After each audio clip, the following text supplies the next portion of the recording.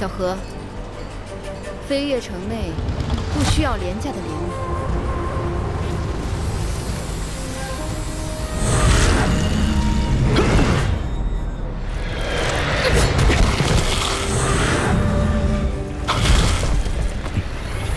愣着干嘛？跟上啊！二姐，那我们去就回。城里那瘟疫，你送他到慈幼庄，路上可要小心。